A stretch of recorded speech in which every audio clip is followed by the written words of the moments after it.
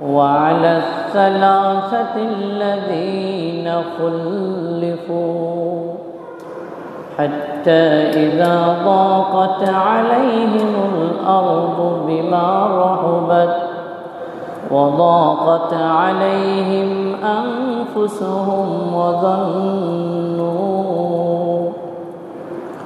وظنوا أن لا ملجأ من الله إلا إليه ثم تاب عليهم ليتوبوا إن الله هو التواب الرحيم. وقال تعالى: إذا جاء نصر الله والفتح ورأيت الناس يدخلون في دين الله أفواجا فسبح بحمد ربك واستغفره إنه كان توابا. وقال رسول الله صلى الله عليه وسلم قبل وفاته: الصلاة وما ملكت أيمانكم، أو كما قال عليه الصلاة والسلام. صدق الله العلي العظيم وصدق رسوله النبي الأمي الكريم ونحن على ذلك لمن الشاهدين والشاكرين والحمد لله رب العالمين. سبحانك لا علم لنا إلا ما علمتنا إنك أنت العليم الحكيم. खुद न थे जो राह पर औरों के हादी बन गई। क्या नजर थी जिसने मुर्दों को मसीहा कर दिया। रहे मेरा मस्कन हवाली काबा, बने मेरा मदफन दियारे मदीना। बलगल उला बिकमालिही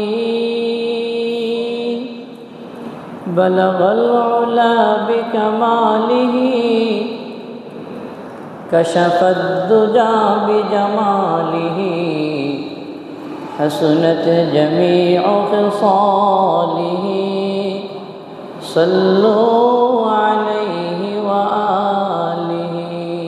शकले दुरूद पढ़ी। अल्लाहुम्मा सल्लि अला मुहम्मद व अला आलि मुहम्मद कमा सल्लैता अला इब्राहीम व अला आलि इब्राहीम इन्नका हमीदुम मजीद। अल्लाहुम्मा बारिक अला मुहम्मद व अला आलि मुहम्मद कमा बारकता अला इब्राहीम व अला आलि इब्राहीम इन्नका हमीदुम मजीद। अल्हम्दुलिल्लाह, अल्लाह रब्बुल आलमीনের দরবারে লাখো কোটি শুকর যে আল্লাহ রব্বুল আলামিন আমাদেরকে পবিত্র জুমার দিনে মসজিদে এসে বসবার তৌফিক দিয়েছেন। সেই আল্লাহর আলিশান দরবারে কালেমাত শুকর আদায় করি, বলি আলহামদুলিল্লাহ। সম্মানিত মুসল্লিয়ানে কেরাম, মসজিদে বসার একটি আদব আছে। মসজিদে এসে আদব হলো সামনের দিকে এসে বসা, সামনের ফাঁকা জায়গা সুন্দর করে পূরণ করে বসা। এটা মসজিদের সৌন্দর্য, মসজিদের আদব। এই জন্য আমরা যখনই মসজিদে আসব, পেছনের দিকে না থেকে সামনের ফাঁকা জায়গাগুলি পূরণ করে নেব। আমরা বিগত জুমাগুলিতে নবী করিম সাল্লাল্লাহু আলাইহি ওয়াসাল্লামের জীবনী নিয়ে দীর্ঘ 9টি জুমা আমরা আলোচনা করেছি। আজকে 10 নম্বর জুমা। আজ আমরা রাসূল করিম সাল্লাল্লাহু আলাইহি ওয়াসাল্লামের জীবনীর শেষ পর্যায়ের কিছু কথা সংক্ষিপ্ত আকারে বলবো। ওমা তাওফীকি ইল্লা বিল্লাহ। আল্লাহর নবী সাল্লাল্লাহু আলাইহি ওয়াসাল্লাম মক্কা বিজয় করলেন। মক্কা বিজয় করে সাধারণ ক্ষমা কি করে দিলেন? ঘোষণা করে দিলেন। এরপরে আরেকটি যুদ্ধ হলো, যে যুদ্ধ নবী করিম সাল্লাল্লাহু আলাইহি ওয়াসাল্লামের জীবনের শেষ যুদ্ধ। সেই যুদ্ধের নাম হচ্ছে গজওয়ায়ে তাবুক বা তাবুক যুদ্ধ। এই যুদ্ধটা সাহাবায়ে কেরামদের জন্য অনেক কষ্টের ছিল।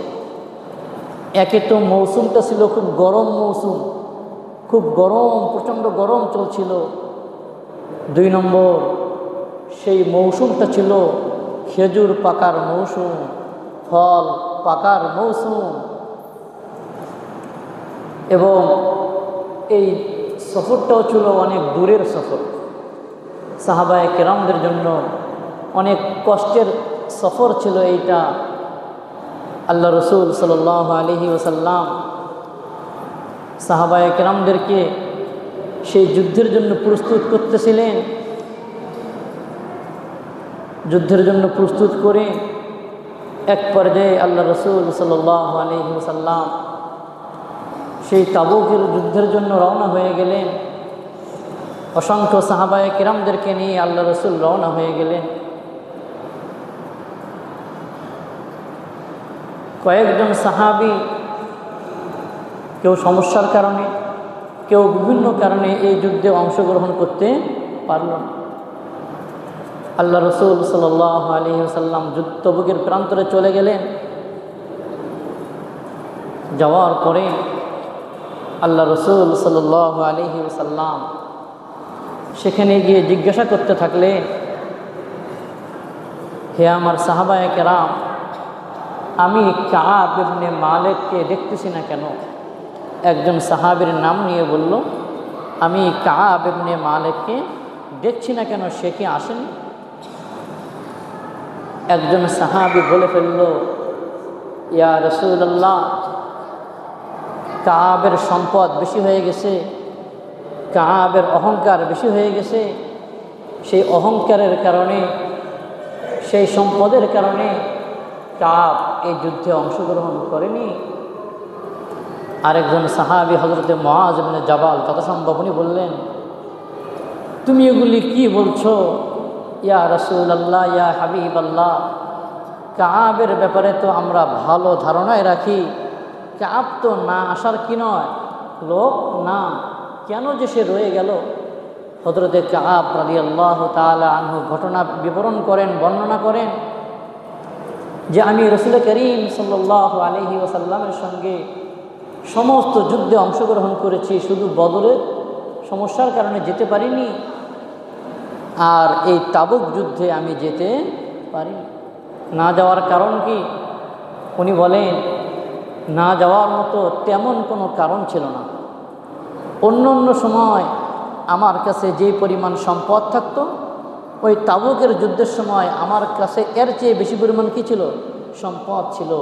আমি একসঙ্গে 2টা বাহনের মালিক ছিলাম, 2টা এরকম ঘোড়ার মালিক আমি ছিলাম, এবং অনেক সম্পদও আমার ছিল। আমি প্রতিদিন মসজিদে যেতাম আর মনে করতাম আমিও যাব, এই যুদ্ধে আমিও যাব, কিন্তু কোনো প্রস্তুতি নিচ্ছিলাম না। এরকম অলসতা করতে করতে যে প্রস্তুতি নেব, নিচ্ছি, নেই, এরকম প্রস্তুতি নিচ্ছি নেই করতে করতে করতে করতে আল্লাহ রসুল সাল্লাল্লাহু আলাইহি সাল্লাম সাহাবায়ে কেরামদেরকে নিয়ে রওনা হয়ে গেছেন। কাব ইবনে মালিক বলেন, আমি মনে করলাম যে আমি আরও পরে রওনা দিলেও তাবুকের ময়দানে গিয়ে রসুলকে পেয়ে যাব। যাই হোক, এক পর্যায়ে আমি আর রওনা করলাম না, যুদ্ধের দিকে আমি গেলাম না, না গিয়ে আমি বাড়িতে থাকলাম। আর আল্লাহ রসুল সাল্লাল্লাহু আলাইহি ওয়াসাল্লাম আমাকে ওখানে খুঁজতে লাগলেন, আমাকে পেলেন না। এই খবর আমার কাছে চলে আসলো যে আমার নবী তাবুকের ময়দানে আমাকে খুঁজেছেন, আমাকে পাইনি। আমি খুব চিন্তিত হয়ে গেলাম, নবী যখন সফর থেকে আসবে আমি কি উত্তর দেব। আল্লাহ রসুল সাল্লাল্লাহু আলাইহি সাল্লাম সেই তাবুকে যাওয়ার পরে বিনা রক্তপাতে বিনা যুদ্ধ করায় সন্ধির মাধ্যমে আল্লাহর নবী সাল্লাল্লাহু আলাইহি সাল্লাম বিজয়ী হয়ে বিজয়ীর বেশে মদিনায় ফিরে আসতেছেন। আর কাব ইবনে মালিক বলেন, আমার অস্থিরতা বেড়ে যাচ্ছে, আমি এখন কি করব, নবীকে কি উত্তরটা আমি দেব, কেন আমি যুদ্ধে গেলাম না। আমি অনেকের সঙ্গে পরামর্শ করতে লাগলাম, সবাই আমাকে বলতে লাগলো তুমি একটা মিথ্যা কথা বলে দিবে। যারা মুনাফিক আছে তারা বলতে লাগলো তুমি একটা মিথ্যা কথা বলে দিবে যে ইয়া রাসূলুল্লাহ আমি এই জন্য যাইতে পারি নাই। কি বলেন, আমরা মিথ্যা অজুহাত পেশ করি না? মিথ্যা অজুহাত পেশ করি।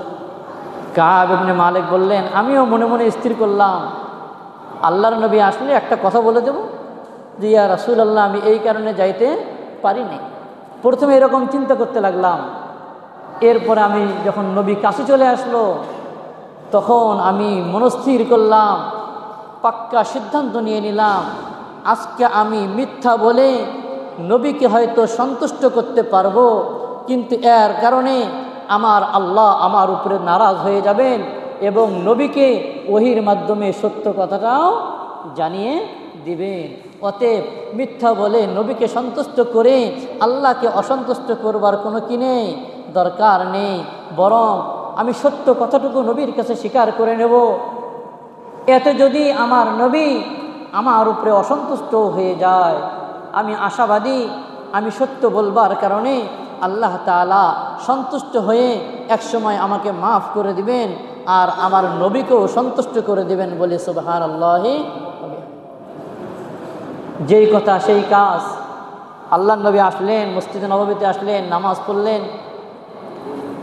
যারা মুনাফিক ছিল তারা এসে নবীর কাছে মিথ্যা অজুহাত পেশ করলো, ইয়া রাসূলুল্লাহ আমার এই সমস্যা ছিল। আরেকজন এসে বলে, হে আল্লাহর নবী আমার এই সমস্যা ছিল এই জন্য যাইতে পারি নাই। তারা মিথ্যা অজুহাত দিচ্ছে। আল্লাহর নবী বুঝতেছেন এরা মিথ্যা বলতেছে, কিন্তু তারপরও তাদেরকে কি করে দিলেন, ক্ষমা করে দিলেন। ঠিক আছে তোমরা সামনে আর এমনটা করিও না। এক পর্যায়ে কাব ইবনে মালিক আসলো। আল্লাহ রসুল জিজ্ঞাসা করলো, কাব তুমি কেন যুদ্ধে গেলে না বলো।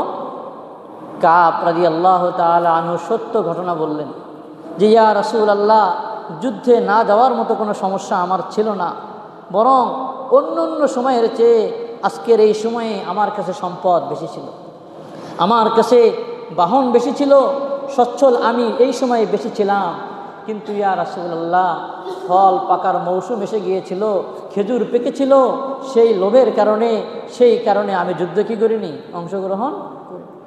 আল্লাহ রসুল সাল্লাল্লাহু আলাইহি সাল্লাম গোসা হয়ে গেলেন, মন খারাপ করলেন। আল্লাহ রসুল কাবের সাথে আর কোনো কি বললেন না, কথা বললেন না যে তুমি চলে যাও, তোমার সঙ্গে কোনো কথা হবে না। সত্য স্বীকার করলো। আল্লাহ রসুল তাকে তাড়ায় দিল, তুমি চলে যাও, যতক্ষণ না আল্লাহর পক্ষ থেকে ফয়সালা আসে তোমার সঙ্গে কোনো কথা হবে না। হযরতে কাব চলে আসলেন। শুধু চলে আসলেন তাই নয়, আল্লাহ রসুল কাবকে বয়কট করলেন। সমস্ত সাহাবায়ে কেরামদেরকে বলে দিলেন, ও আমার সাহাবায়ে কেরাম তোমরা কেউ কাবের সাথে কথা বলবে না। একটু গভীর মনোযোগ সহকারে শুনবেন। ঘটনা বলা আর শোনা উদ্দেশ্য নয়, এই ঘটনায় কি আছে সেটা অনুধাবন করা উদ্দেশ্য। সবাইকে বলে দিলেন তোমরা কাবের সঙ্গে কথা বলবে না। সাহাবায়ে কেরাম কেউ কাবের সঙ্গে কথা বলে না। যাকে কাব সালাম দেয় সে সালামের উত্তরও নেয় না। কাব রাদিয়াল্লাহু তাআলা আনহু মসজিদে এসে নামাজ পড়ে, আল্লাহ রসুলকে সালাম দেয় আর মুখের দিকে তাকায় থাকে। যে আমার নবী আমার সালামের উত্তর দিচ্ছে কিনা, একটু তাকায় দেখি না। দেখে নবীর ঠোঁট নড়ে না। হজরতে কাব সালাম দেয়, নবীজি উত্তর দেয় না। হজরতে কাব নামাজ পড়ে, নবী কাবের দিকে তাকায় থাকে। আবার কাব যখন নামাজ শেষ করে নবীর দিকে তাকায়, নবী তখন মুখটা ঘুরায় নেয়। কাব যখন নবীর দিকে তাকায়, নবী মুখ ঘুরায় নেয়। কাব যখন নামাজে দাঁড়ায়, নবীজি কাবের দিকে তাকায় তাকায় থাকে। হজরতে কাব এই যন্ত্রণা সহ্য করতে পারল না। তার কাছে জীবনটা অতিষ্ঠ হয়ে গেল। এই জীবন রেখে আমার লাভ কি? ওয়াদাকাত আলাইহিম আনফুসুহুম, তার জীবন তার কাছে একেবারে সংকটাপন্ন হয়ে গেল। আমার কি হবে? নবীজি কথা বলে না, নবীর সাহাবায়ে কেরাম আমার সাথে কথা বলে না। শুধু তাই নয়, যখন 40 দিন অতিবাহিত হয়ে গেল, একদিন 2 দিন নয়, কয়দিন? 40 দিন অতিবাহিত হয়ে গেল। আল্লাহর নবী অর্ডার করলেন, তোমরা কাবকে গিয়ে বলো সে যেন তার স্ত্রীর কাছে আর না থাকে, তার স্ত্রীর সঙ্গেও যেন আর কথোপকথন না। যন্ত্রণা আরো বেড়ে গেল। হযরতে কাব স্ত্রীকে ডেকে বললেন, রসুলের নির্দেশ এসেছে তোমার সঙ্গে কথা না বলা, সুতরাং তুমি আজ থেকে বাড়িতে চলে যাও, বাবার বাড়িতে চলে যাও। ওনার স্ত্রী জিজ্ঞাসা করলো, তুমি কি আমাকে তালাক দিয়ে দিলে? বলে না, তালাক দেই। রসুল কথা বলতে নিষেধ করেছে, কথা বলবো না, যেদিন আল্লাহ ফয়সালা করবে সেদিন তোমার সঙ্গে কথা। স্ত্রীকে বাবার বাড়িতে পাঠায় দিল। হযরতে কাব কেউ তার সঙ্গে কথা বলে না। তার চাচাতো ভাইয়ের দেয়ালে, চাচাতো ভাইয়ের বাগানে চাচাতো ভাই ছিল, সে চাচাতো ভাইয়ের দেওয়াল টপকে দেওয়ালের উপর দিয়ে চাচাতো ভাইয়ের কাছে গিয়ে সালাম দিল। চাচাতো ভাই সালামের উত্তর নেয় না, কথা বলার চেষ্টা করে, সে কোনো কথা বলে না। তখন কাব আল্লাহর কসম করে বলে, হে আমার ভাই, তুমি কি এটা বিশ্বাস করো না যে আমি আল্লাহ এবং রসুলকে ভালোবাসি? একবার বলে, কাবের ভাই কোনো উত্তর দেয় না। 2 বার বলে, কোনো উত্তর দেয় না। যখন 3য় বার বলে, তুমি কি এটা বিশ্বাস করো না যে আমি আল্লাহ এবং আল্লাহর রসুলকে মহাব্বত করি? তুমি কি এটা বিশ্বাস করো না? তখন কাব রাদিয়াল্লাহু তাআলা আনহুর ভাই উনি বলেন, আল্লাহ আর তার রসুলে ভালো জানে তুমি ভালোবাসো কি ভালোবাসো না। হযরতে কাব ইবনে মালিক নৈরাশ হয়ে ফিরে আসলেন। উনি কান্নাকাটি করতেছেন, আল্লাহর কাছে দোয়া করতেছেন। আর ইতিমধ্যে তার কাছে 2টা পরীক্ষা চলে আসে। একটা পরীক্ষা হলো, ওই মুনাফিকরা তাকে বলতে থাকে, তুমি কেন সত্য কথা বলতে গেলা? তুমি কেন সত্য কথা বলতে যায় এই বয়কটের শিকার হচ্ছ, এই জুলুম নির্যাতনের তুমি শিকার হচ্ছ? কেউ তোমার সঙ্গে কথা বলে না, তোমার স্ত্রীও তোমার সঙ্গে কথা বলে না, তুমি কেন সত্য বললে? তুমি যাও গিয়ে বলো, হে আল্লাহর রসুল, আমি মিথ্যা বলছিলাম, আমার আসলেই সমস্যা একটা ছিল। হযরতে কাব বলেন, আমার এত কষ্ট হচ্ছিল, মাঝে মধ্যে আমার আবার মনে হতো আমি আবার গিয়ে বলি, ইয়া রাসূলুল্লাহ, আমি আপনার কাছে ভুল বলছিলাম, আমার আসলেই একটা সমস্যা ছিল। মাঝে মধ্যে এমনটা মনে হচ্ছিল, কিন্তু পরক্ষণে আমি আবার সিদ্ধান্ত নিচ্ছি, না, মিথ্যা কথা বলা যাবে। আর এদিক থেকে গসসানের যে বাদশাহ, গসসানের যে গভর্নর, যাদের সঙ্গে নবী যুদ্ধ করার জন্য তাবুকে গিয়েছিল, তারা একটা চিঠি পাঠায়া দিল। গসসানের বাদশাহ একটা চিঠি পাঠায়া দিল। এক ব্যবসায়ী, সে বাজারের মধ্যে চিল্লাচ্ছে আর বলতেছে, কাব ইবনে মালিককে আমাকে একটু দেখায়া দাও, কাব ইবনে মালিককে একটু দেখায়া দাও না। সবাই আমার দিকে দেখায়া দিল। ওই ব্যবসায়ী আমার কাছে এসে একটি চিঠি দিল, দিয়ে বলল, গসসানের বাদশাহ এই চিঠিটা আপনাকে দিয়েছি। কাব ইবনে মালিক বলেন, আমি চিঠি খুললাম, সেই চিঠির মধ্যে লেখা ছিল, যে হে কাব ইবনে মালিক, আমরা অবগত হয়েছি যে তোমাদের নেতা মুহাম্মদ তোমাকে বয়কট করেছে, তোমার সঙ্গে কথা বলে না, তোমাকে সমাজ থেকে বিচ্ছিন্ন করে দিয়েছে। হে কাব ইবনে মালিক, আমরা তোমাকে দাওয়াত দিচ্ছি, তুমি আমার গসসানে চলে আসো, তোমাকে আমরা ইজ্জত দেব, তোমাকে আমরা প্রতিষ্ঠিত করব, তোমাকে আমরা সম্মান দেব। একটু পরিস্থিতি চিন্তা করে দেখেন, মদিনার কেউ কথা বলে না, স্ত্রীও কথা বলে না, অপর দিকে আরেক বাদশাহ কি দিচ্ছে? দাওয়াত দিচ্ছে। কাব ইবনে মালিক বলেন, আমি বুঝে ফেললাম এইটা আমার আরেকটা পরীক্ষা। এটা আমার আরেকটা পরীক্ষা। আমি চিঠি প্রত্যাখ্যান করলাম, চিঠিকে ছিঁড়ে ফেললাম, চিঠিটা ছিঁড়ে আমি চুলার মধ্যে জ্বালায়া দিলাম বলে সুবহানাল্লাহি ওয়া বিহামদিহি। কাব ইবনে মালিক আল্লাহর কাছে দোয়া করেন, আর উনি ওনার বাসার ছাদে ফজরের নামাজ পড়তেছিল। ফজরের নামাজ পড়ার পরে দেখে একজন ব্যক্তি দৌড়ায় আসতেছে, দৌড়ায় এসে পাহাড়ের উপরে উঠে চিল্লায়া চিল্লায়া বলতেছে, হে কাব ইবনে মালিক, হে কাব ইবনে মালিক, তুমি সুসংবাদ গ্রহণ করো, তুমি সুসংবাদ গ্রহণ করো। চিল্লায়া চিল্লায়া বলতেছে। আমি তখন বুঝে ফেললাম আল্লাহ তাআলা হয়তো আমার জন্য কি দিয়েছেন, কোনো সুসংবাদ দিয়েছেন। এরপরে আরেকজন সাহাবী ঘোড়া দৌড়ায় আসলো, এসে আমাকে জড়ায়া ধরলো, বলল, ভাই কাব, তোমার সুসংবাদ চলে এসেছে, আল্লাহ তো তোমার তওবা কি করেছে, কবুল করেছে। কাব রাদিয়াল্লাহু তাআলা আনহু আল্লাহ রসুলের কাছে গেলেন। আল্লাহ রসুল বললেন, হে কাব, তোমার তওবা তো কবুল হয়েছে, তুমি সুসংবাদ গ্রহণ করো। কাব বললেন, ইয়া রাসূলুল্লাহ, এটা কি আপনার পক্ষ থেকে নাকি আমার আল্লাহর পক্ষ থেকে? আল্লাহ রসুল বললেন, ও কাব, আমার পক্ষ থেকে নয়, আমি তো ওহির অপেক্ষা করতেছিলাম যে আল্লাহ তোমার ব্যাপারে কি ফয়সালা দেয়। আমারও মনটা ব্যথিত ছিল, আল্লাহর ফয়সালার অপেক্ষায় ছিলাম। আল্লাহ তাআলা তোমার তওবাকে কবুল করেছেন, তোমাকে আল্লাহ তাআলা এরকম মাফ করে দিয়েছেন বলি সুবহানাল্লাহি ওয়া বিহামদিহি। আল্লাহ তাআলা কোরআনে কারীমের মাঝে সূরা তওবার মাঝে এই কথা উল্লেখ করেছেন, ওয়াতাবাল্লাহু আলাইহিম, আল্লাহ তাআলা তাদের তওবাকে কি করেছেন, কবুল করেছেন।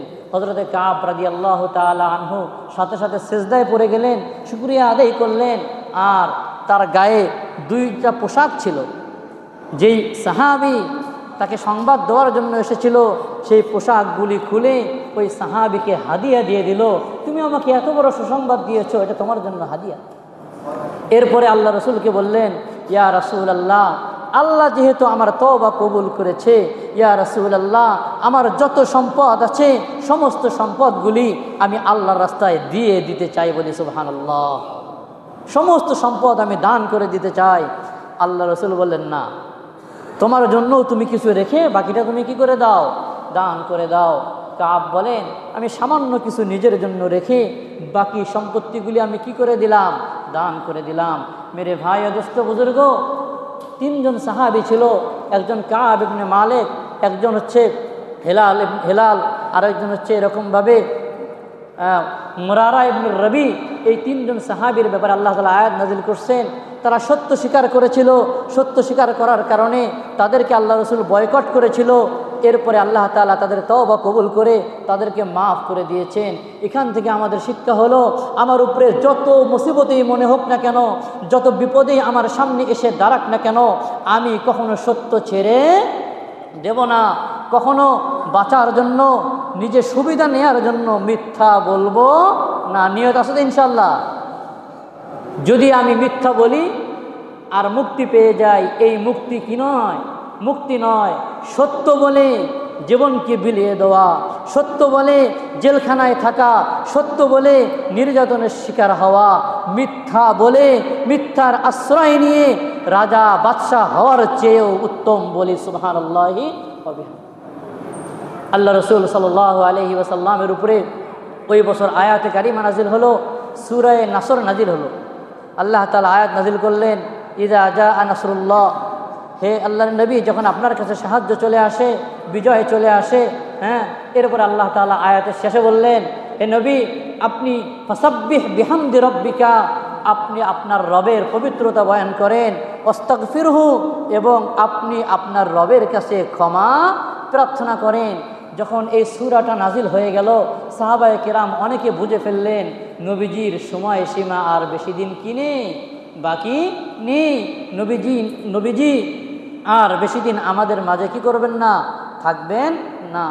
এই আয়াতের মাধ্যমে সাহাবায়ে কেরাম বুঝে ফেললো, আল্লাহর নবী বুঝে ফেললো যে আমার সময় কি হয়ে আসতেছে, শেষ হয়ে আসতেছে, বেশি দিন আমি আর থাকবো না। এরপরে আল্লাহ রসুল সাল্লাল্লাহু আলাইহি ওয়াসাল্লাম ওই বছর 10ম হিজরিতে এমন কিছু কাজ করলেন, এমন কিছু ঘটনা ঘটে গেল, যে ঘটনাগুলি ইঙ্গিত দিচ্ছে নবীজির সময় ঘনিয়ে এসেছে। নবীজি সাল্লাল্লাহু আলাইহি ওয়াসাল্লাম ওই বছর রমজান মাসে 20 দিন ইতিকাফ করছে। কয়দিন ইতিকাফ করেছে? অন্য বছর 10 দিন করতো, ওই বছর 20 দিন করেছে।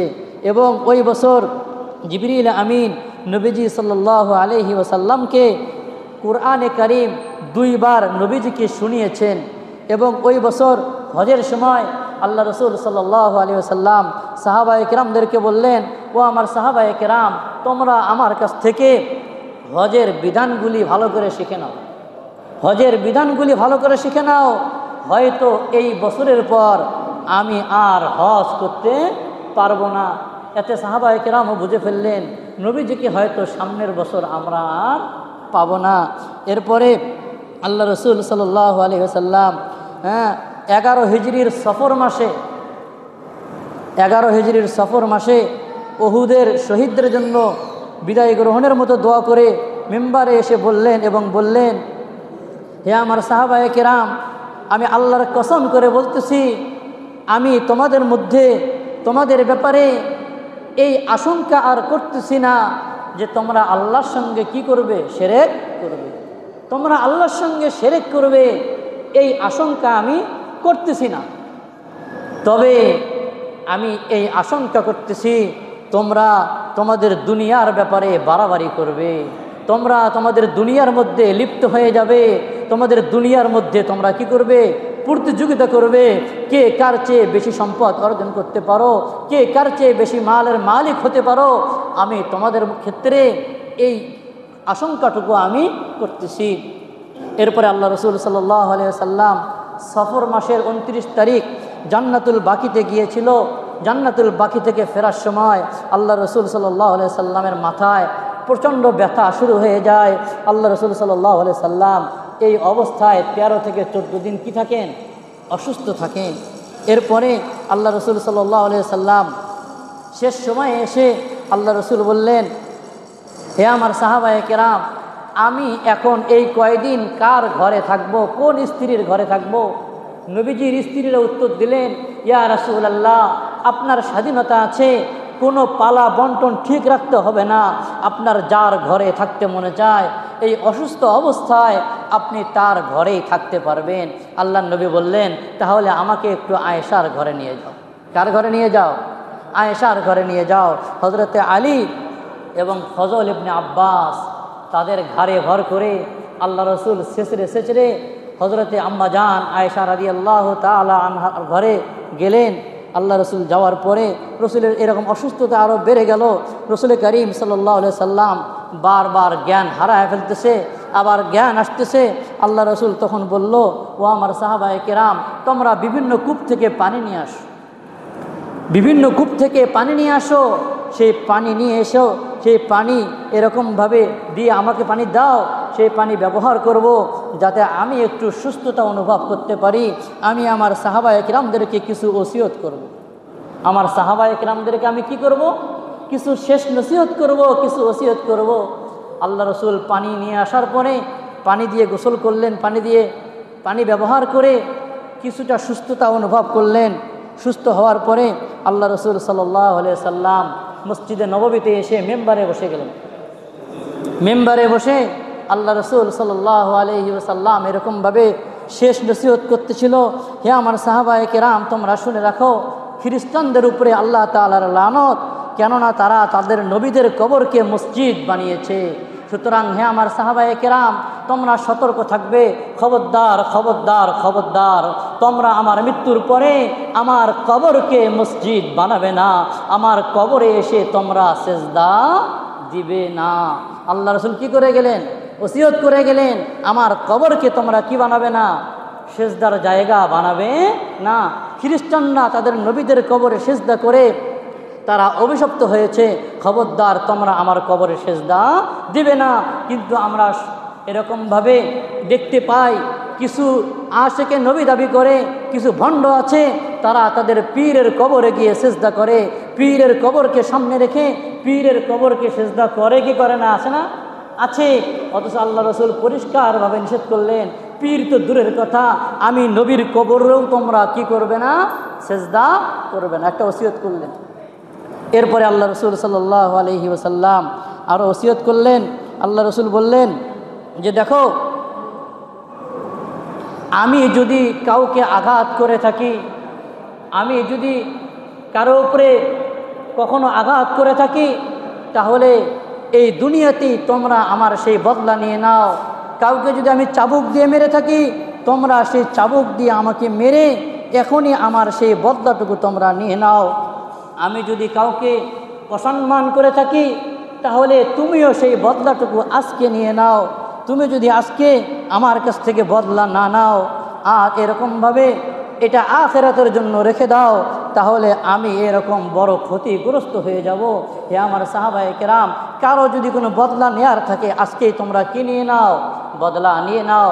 এরপরে আল্লাহ রসুল সাল্লাল্লাহু আলাইহি ওয়াসাল্লাম দুইটা কথা সর্বশেষ বলেছেন। যখন জ্ঞান ফিরে আসতো, আল্লাহ রসুল বলতেন আসসালাত আসসালাত ওমা মালাকাত আইমানুকুম। যখন জ্ঞান ফিরে আসতো, আল্লাহ রসুল বলতেন হে আমার সাহাবায়ে কিরাম, নামাজ নামাজ, তোমরা নামাজের ব্যাপারে যত্নশীল হও, নামাজের ব্যাপারে তোমরা অলসতা করিও না। রসুল চলতে পারে না, রসুল হাঁটতে পারে না, রসুল দুইজনের কাঁধে ভর করেও মসজিদে এসে নামাজে শরিক হয়েছে না হয় নাই? এই ঘটনা আমরা জানি। যদি জেনে থাকি, এইটাকে জানার জন্য নাকি মানার জন্য? এটি কথা বলা লাগবে, জানার জন্য নাকি মানার জন্য? আমার রসুল হাঁটতে পারে না, সাহাবীর ঘাড়ে ভর করে শেষরে শেষরে মসজিদে গিয়ে জামাতে শরিক হয়। ও আমার ভাই, আমার কি অজুহাত, আমার কি সমস্যা? মসজিদে আজান হয়ে যায়, আমার খবরও থাকে না মসজিদে আসার। মসজিদে আসবো তো দূরের কথা, নামাজটা আদায় করব, অনেকে এমন আছে নামাজটাও আদায় করে না।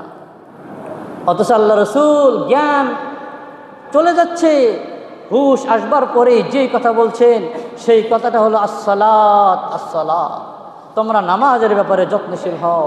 আমরা যদি নবীজির সিরাহকে মানতে চাই, নবীজির জীবন আদর্শকে মানতে চাই, সর্বপ্রথম এই আদর্শ আমাদের মানা উচিত যে আমাদের যতক্ষণ হায়াত আছে, যতক্ষণ শ্বাস আছে, যতক্ষণ আমার সক্ষমতা আছে, আমি নামাজ ছাড়ব না। সকলে বলি ইনশাআল্লাহ। কে কে নামাজ ছাড়ব না হাত তুলে আল্লাহকে দেখায়। আল্লাহ তাআলা আমাদের সকলকে মৌত পর্যন্ত এক ওয়াক্ত নামাজ যেন আমাদের কাজা না হয়, সেই তৌফিক দান করুক। সকলে বলি আমিন। তাই যদি হয়, আমাদের মসজিদে এতগুলি মুসল্লি, এই মুসল্লি তো বাহিরের মহল্লার বেশি না, অনেকেই এই মহল্লার আমরা আছি। আমাদের এই মসজিদে ওয়াক্তি নামাজে মুসল্লির সংখ্যা অনেক কম।